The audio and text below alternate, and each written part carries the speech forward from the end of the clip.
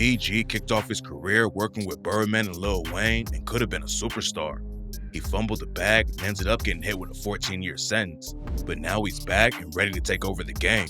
From chilling with two of the most brutal killers in Louisiana, to beating a heroin addiction and surviving a decade in prison, today we're breaking down the entire crazy story. BG was born and raised in the 13th Ward of New Orleans. New Orleans is crime everywhere, but the spot BG comes from is even crazier than most hoods. His parents wanted to keep him out of the streets, and for a while, he had a pretty normal childhood. But when he was just 12 years old, BG's entire life changed. In 1992, BG spent the weekend at his dad's place and his mom came to pick him up. It was just a normal day for him, but when they got to his mom's place, BG found out some devastating news. Just a couple minutes after his mom picked him up, BG's dad was shot and killed in a robbery that went left. In an interview, BG said that some dudes kicked in his dad's door and tried to rob him, but his dad fought back. The dudes put hands on him at first, and then they upped their straps and killed him. Losing his dad like that sent BG down a crazy path, and not before long, he put both feet in the trenches and started his own hustle. BG was selling crack and heroin before he was even a teenager, and after a couple years in the streets, he started using drugs too. A lot of kids who fall into the street life smoke weed and drink, but BG took it a step further and was addicted to heroin at just 14 years old. While he was trapping and trying to make money, BG was also working on his rapping skills. He had been into music since a little kid, and even back then, the dudes in his neighborhood knew he had real talent.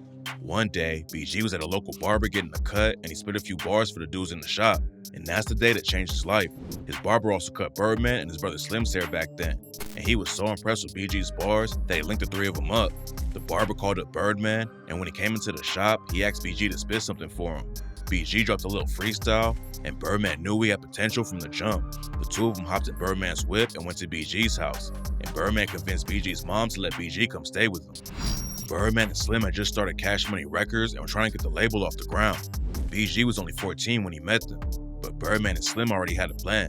Back then, BG was going by the name Lil Doogie, and they linked him up with another young rapper in the crew called Baby D, who eventually changed his name to Lil Wayne. Wayne was only 12 at the time, so Birdman made a duo with BG and him called the Baby Gangsters, aka the BGs. In '95, they dropped their first project together called True Story, but it was really more like a solo BG record. Wayne was only on a few tracks, and BG carried the whole thing. Having your own album at 14 is already crazy, but what made the situation even more wild is how BG started putting pressure on the Opps immediately. Back then, Cash Money was beefing with the rapper named Mystical, and BG started sending shots at him on the track True Story and raps. Let's move across that water, strap with that AK. They got some wannabe Crips. Wanna bang? Go to LA. Now you can claim the East, North, West, or South. Mystical fool, you can pump this dick right in your mouth. And Mystical, use a hoe. It's time I let you know. Y'all ain't ready for Local 5. Got a boot camp full of hoes. I'm gat toting, ready to leave your heart open. Bullets floating, hot 9 chambers smoking. Mystical really blew up when he was signed to No Limit, but back then he repped Big Boy Records, and BG took shots at the whole crew with the line, I'm about to hiccup some bullets out my fucking steel. Peel, make niggas kneel, bow down. From this clown that's gonna put you 6 in the ground. It's time a nigga put Big Boy where the fuck they belong. Rolling with Tech 9, best believe it's on. BG was barely even a teenager at that point, but his street rhyme sounded like a dude who had been spitting for decades. On the track Get On My Feet, he talks about hustling in the trenches and raps, like Pac, I'm in so much pain. I'm broke, I'm slanging in the rain. 14, struggling, pocket full of crack cocaine. Trying to come up off a bill, you know I got them hustling skills. And down for the jack move, nigga like me is savage. Don't let me catch you slipping, I'll kill you, Wiz, I got to have it. When I bust my 17, you know I'm gonna get you. Split you when you holler, I know I hit you. Wayne eventually became one of the greatest of all time, but back then, BG was the hottest rapper on Cash Money. He was on his way up for sure, but he was still neck deep in the trenches and got booked for possession of a gun, crack cocaine, and weed right after True Story came out. BG got off easy with just some probation, but then he got locked up for 2 months after he violated it. Serving 2 months ain't bad, but when BG came home, he had more tragic news waiting for him. While he was on the inside, his best friend had been shot and killed in the street. BG was still using heroin, aka getting loaded. and moving weight on the side. And he got hit with a 3-year sentence after the cops pulled him over and found 30 volumes and 2 ounces of weed. He caught another break when the sentence was reduced to 8 months, and that's when he decided to really go hard in the booth. Birdman originally wanted BG and Wayne to be in the same crew, but in '96, he realized that both of them could pop off with their own records. And that's when they officially became Lil Wayne and BG instead of Baby D and Lil Doogie. BG dropped his debut album, Chopper City, that same year. A lot of fans have forgotten about the record, but back then, it was one of the most respected albums in the South and sold over 100K units in the first week with basically no marketing. BG was blowing up and is the main reason Cash Money became one of the biggest labels in the game. He dropped 2 more albums in '97 and kept the momentum pushing, but at the same time, he was fighting a heroin addiction that just kept getting worse. He even rapped about it on the track I Be Thinking and said, "I be loaded, thinking of Range Rovers. Maybe I could get a Range Rover if I stay my ass sober. I be loaded, thinking of condos. Now maybe I could get a condo if I keep my nose closed." And on Welcome to the Section, he raps, "Uptown clown, getting so dirty. Respect my fucking mind, gotta get my nose dirty." Lil Wayne had been quiet in the industry for a couple years, because back in '94, he barely survived a suicide attempt when he shot himself in the chest. His mom didn't like him rocking with Birdman and didn't want him in the rap game, so Wayne grabbed her gun and used it on himself. Back then he claimed it was an accident, but later he aired the full story out on the track Let It All Work Out and rapped, "I found my mama's pistol where she always hide it. I cried, put it to my head, and thought about it. Nobody was home to stop me, so I called my auntie, hung up, then put the gun up to my heart and pondered. Too much was on my conscience to be smart about it, too torn apart about it. I aimed where my heart was pounded. I shot it, and I woke up with blood all around me." Luckily, Wayne survived and made a full recovery, and by '97, he was ready to come back in and take over the game. Birdman had just signed Juvenile, Turk, and his nephew Bulletproof, so he put them all in a group with Wayne and BG called the Hot Boys. They dropped their first record together in '98, and that's when everything went to the next level for Cash Money.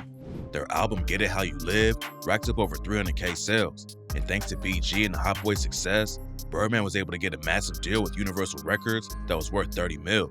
Then in '99, BG dropped his classic record, Chopper City in the Ghetto. BG was already popping in the South, but the deal with Universal introduced him to a whole new audience, and the album was a hit everywhere. It wasn't just a hot record though. BG featured the Hot Boys on the track Bling Bling and took over the entire culture. Bling Bling popped off and became his most successful single, but the term started getting used by everyone to describe their jewelry, cars, and any other drip they had. BG was getting bigger and bigger, but behind the scenes, his life was out of control. He had been addicted to heroin for years and couldn't kick the habit, and he was getting too loaded to even show up for concerts and video shoots. His solo career was popping off, and the Hot Boys were going even crazier. They dropped their second album, Guerrilla Warfare, in '99, and it hit #1 on the Billboard rap charts. The Hot Boys were becoming one of the hottest rap crews in the world, but nobody knew how much drama was going on behind the scenes. BG dropped his last album with Cash Money in 2000. He had been with Birdman since the beginning, but he ended up leaving the label and said that they were playing with his money. He also sent shots at Birdman and Wayne on tracks like Reality Check Part 1, where he rapped, "Wayne, you know you was mine, nigga. Way before Baby or Rabbit. Nigga, B Jizzle was your daddy. You know I'll do you something nasty. Leave your motherfucking brains on the dashboard of that G-Wagon.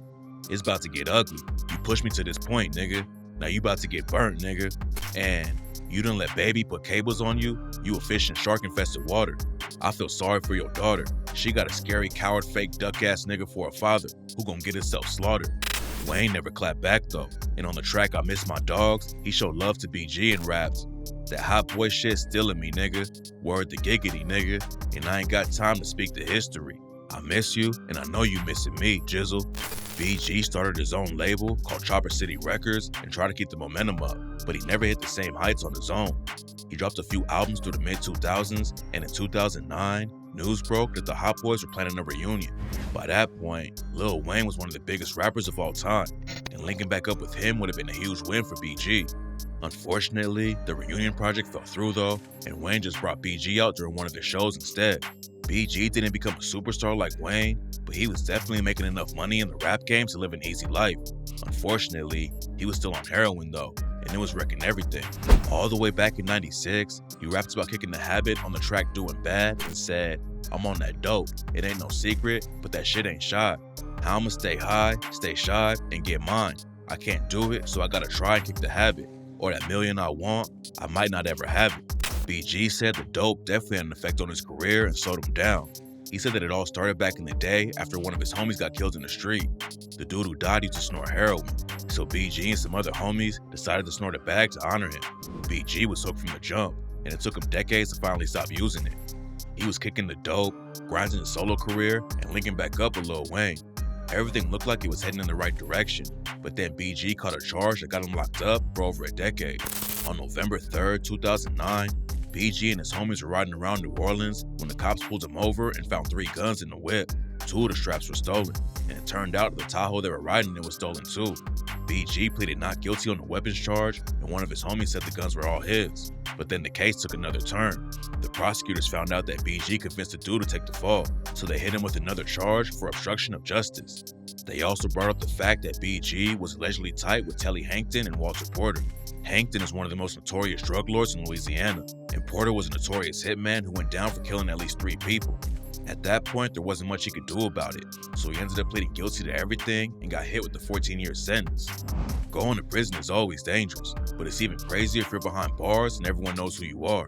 Most famous dudes who go inside try to get into protective custody and stay safe, but BG just went straight to the yard with everyone else. His cellmate was a dude named OG Freeze, and in an interview, Freeze said BG earned everyone's respect from the jump. BG could have just kept his head down and stayed to himself, but Freeze said he held it down in there like he was just another dude from the streets and not a famous rapper. BG would press new dudes for their paperwork as soon as they hit the yard to make sure they weren't snitches, and allegedly got active a couple times behind bars. But Freeze said he also had a big heart and would help people out. By the time BG got locked up, he had finally kicked the heroin addiction. But when he saw dudes on the inside going through withdrawals, he would try to help them out because he knew what it was like to be in their shoes. BG had a lot of time to work on himself behind bars, and Freeze said he was always reading books in there. BG even paid for Christmas gifts for Freeze's family and put money on his books so he could buy stuff from the prison commissary. A lot of the inmates in prison were fans of BG too, and he always showed love and would stay up all night responding to fan mail from people on the outside too. Birdman and BG had some drama back in the day, but luckily they were able to squash it, and Birdman ended up visiting him in prison and started trying to get him out early. And back in 2022, rumors were flying that BG had been released from prison. When the story broke, Gucci Mane hopped on Twitter to welcome him home and said he wanted to sign BG for $1 million. But then news came out that it was all fake. Fans weren't happy with the news, but in September 2023, BG caught a major break.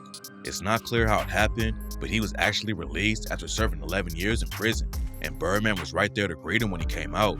Gucci said he wanted BG on his label, but Birdman made it clear that BG is coming back to cash money, and they got big plans together. BG spent 11 years waiting for his chance to take over the game, and he didn't waste any time before hitting the studio again. BG was one of the most important and influential rappers in New Orleans back in the day, and now that he's sober, out of the streets, and hungry to win, he's ready to come back and be bigger than ever before.